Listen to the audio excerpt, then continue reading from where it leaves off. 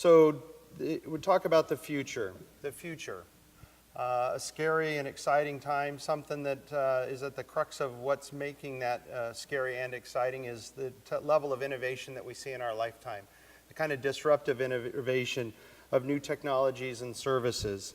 And it really stems for all of us from a need to evolve our organizations to stay ahead of our competition and our customers as we have the opportunity to create demand. Like any kind of change, it takes hold in phases, and we'll talk a little more about that later. And the pace of change continues to accelerate, as we all realize.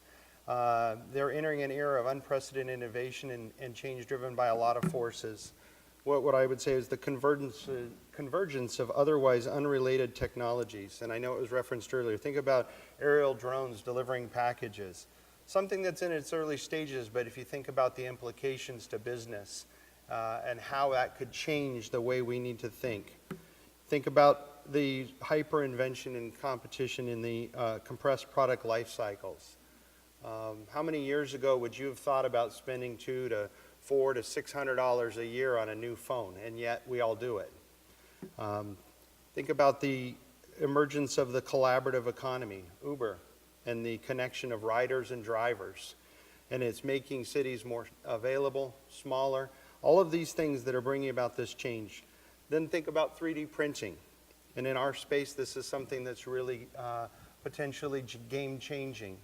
Think about the ability to, on-demand, on-site, print your spares and the things that you need to run your manufacturing environment. How does that change the entirety of the distribution and supply chain in the workspace that we're in? You think about other seemingly unrelated technologies, robotics and automation. You think about the acquisition by Amazon of Kiva and how that is changing what they do. So there's so many things that are enabling and driving change. Maybe not the least of which is the industrial Internet of Things. Technology, everything is connected. We heard this comment earlier this morning. We have everything in the cloud, server-based systems and ERPs, all moving.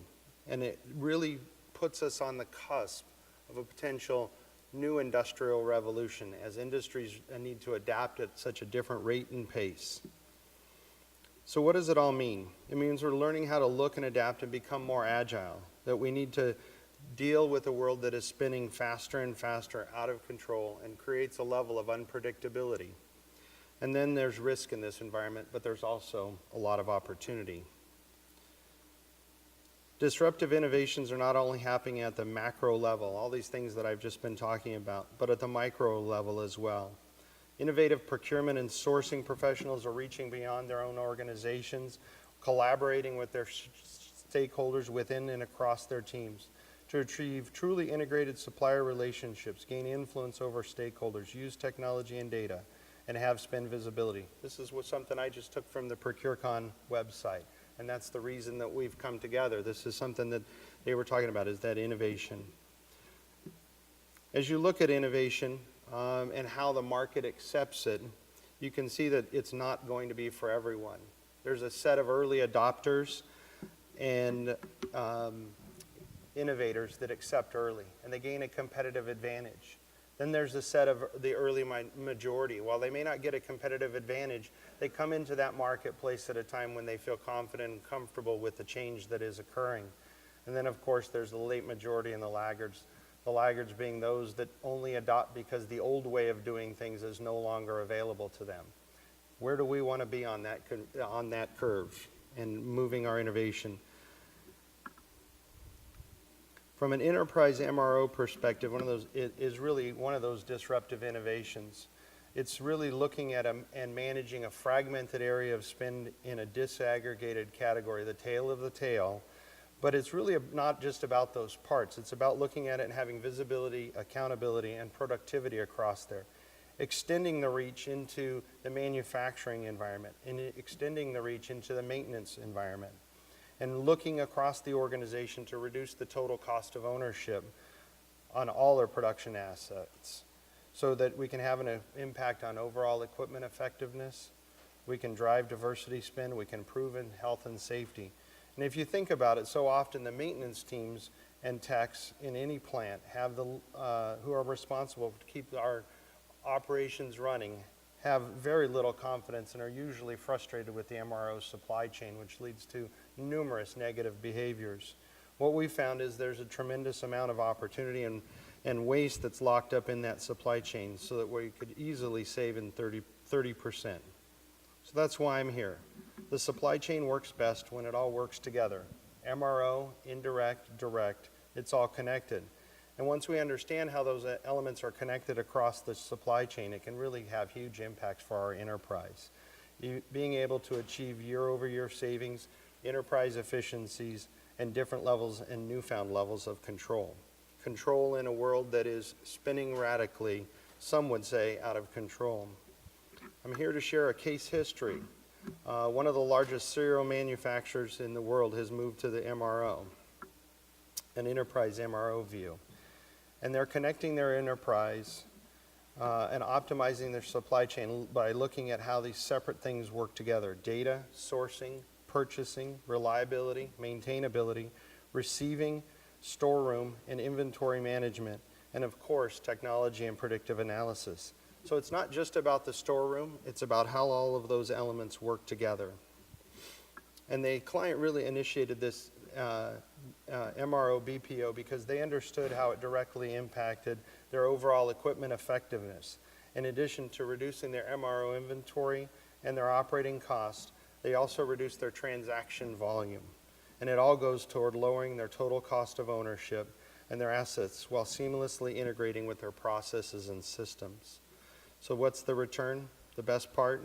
It's a ROI of over 200% when you take into account the overall operating equipment effectiveness and total cost of ownership benefits. You can see how a manufacturer can really take advantage and unlock value by doing these things.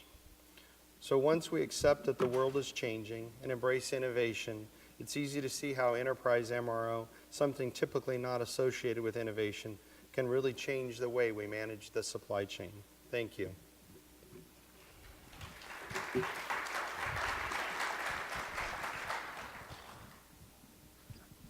Hey, Kurt. Hey. Ernie Hernandez with Carnival Cruise. One of your last slides, you talked about the return on investment. It was a pretty high number.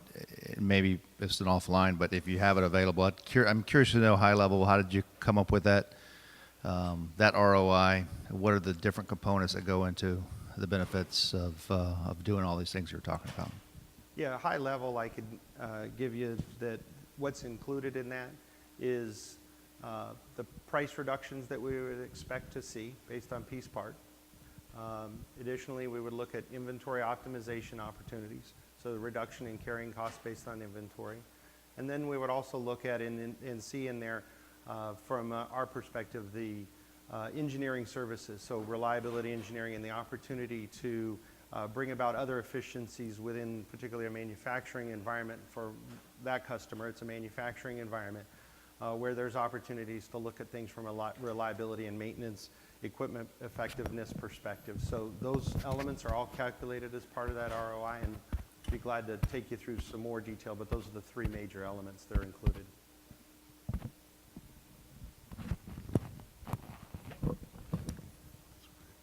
Particular industries that you've worked with more, or the ROIs would be higher versus lower, maybe? I think there may be some different ROIs based on industry. So we work across a multitude of industries. We currently work with both public schools as well as universities. We work in the food services food manufacturing arena. We work in health manufacturing. We work in industrial areas as well as in regular food production. So obviously there's going to be some variability, as there may not be the same level of engineering opportunity or an ROI. And then again, in some of our clients that we've gone into, there's extraordinarily high levels of inventory that we've been able to work down that offset some of the things they may not see in other areas. Great. Thank you. Thank you. Sure.